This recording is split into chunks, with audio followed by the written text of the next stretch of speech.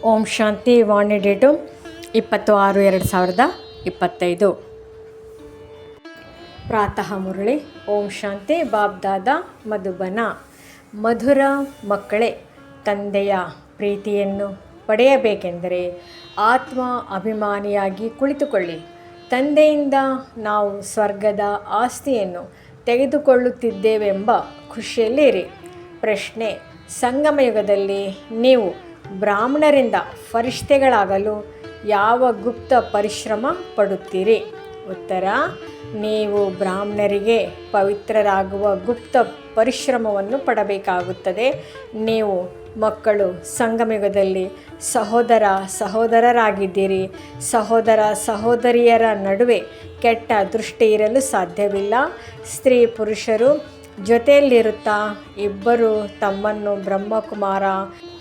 ಬ್ರಹ್ಮಕುಮಾರಿಯರೆಂದು ತಿಳಿಯುತ್ತೀರಿ. ಈ ಸ್ಮೃತಿಯಿಂದ ಯಾವಾಗ ಸಂಪೂರ್ಣ ಪವಿತ್ರರಾಗುವಿರೋ ಆಗ ಫರಿಷ್ಠೆಗಳಾಗುವಿರಿ.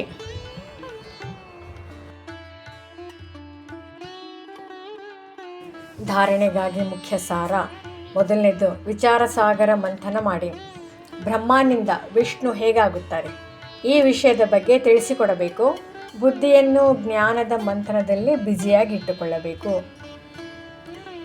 ಎರಡನೇದು, ರಾಜ್ಯ ಪದವಿಯನ್ನು ಪ್ರಾಪ್ತಿ ಮಾಡಿಕೊಳ್ಳಲು ಜ್ಞಾನ ಮತ್ತು ಯೋಗದ ಜೊತೆಗೆ ತನ್ನ ಸಮಾನ ಮಾಡಿಕೊಳ್ಳುವ ಸೇವೆಯನ್ನು ಸಹ ಮಾಡಬೇಕು. ತನ್ನ ದೃಷ್ಟಿಯನ್ನು ಬಹಳ ಶುದ್ಧವಾಗಿಟ್ಟುಕೊಳ್ಳಬೇಕು. ವರದಾನ: ಸರ್ವ ಸಂಬಂಧಗಳ ಅನುಭವ ಒಬ್ಬ ತಂದೆಯ ಜೊತೆ ಮಾಡುವಂತಹ ಅಥಕ್ ಮತ್ತು ವಿಘ್ನ ವಿನಾಶಕ ಭವ. ಯಾವ ಮಕ್ಕಳು ಸರ್ವ ಸಂಬಂಧ ಒಬ್ಬ ತಂದೆಯ ಜೊತೆ ಇದೆ, ಅವರಿಗೆ ಬೇರೆ ಎಲ್ಲ ಸಂಬಂಧ ನಿಮಿತ್ತ ಮಾತ್ರದ ಅನುಭವವಾಗುವುದು. ಅವರು ಸದಾ ಖುಷಿಯಲ್ಲಿ ನಾಟ್ಯವಾಡುವವರಾಗಿರುತ್ತಾರೆ. ಎಂದೂ ಆಯಾಸದ ಅನುಭವ ಮಾಡೋದಿಲ್ಲ. ಅಥಕ್ ಆಗಿರುತ್ತಾರೆ. ತಂದೆ ಮತ್ತು ಸೇವೆ ಇದೇ ಲಗನ್ನಲ್ಲಿ ಮಗ್ನರಾಗಿರುತ್ತಾರೆ. ವಿಘ್ನಗಳ ಕಾರಣ ನಿಲ್ಲುವ ಬದಲು ಸದಾ ವಿಘ್ನ ವಿನಾಶಕರಾಗಿರುತ್ತಾರೆ. ಸರ್ವ ಸಂಬಂಧಗಳ ಅನುಭೂತಿ ಒಬ್ಬ ತಂದೆಯ ಜೊತೆ ಇರುವ ಕಾರಣ ಡಬಲ್ ಲೈಟ್ ಆಗಿರುತ್ತಾರೆ. ಯಾವುದೇ ಹೊರೆ ಇಲ್ಲ. ಸರ್ವ ದೂರುಗಳು ಸಮಾಪ್ತಿಯಾಗಿ ಬಿಡುತ್ತದೆ. ಕಂಪ್ಲೀಟ್ ಸ್ಥಿತಿಯ ಅನುಭವವಾಗುವುದು. ಸಹಜ ಯೋಗಿಯಾಗುವರು.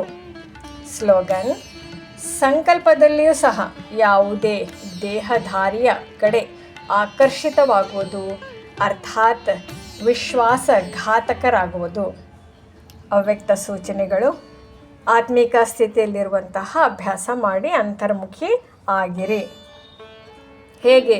ಅಂತರಿಕ್ಷಯಾನಿಗಳು ಮೇಲೆ ಇರುವ ಕಾರಣ ಇಡೀ ಪೃಥ್ವಿಯ ಎಲ್ಲಿಯ ಚಿತ್ರವನ್ನು ತೆಗೆಯಬೇಕು ಎಂದರೂ ತೆಗೆಯಬಹುದು.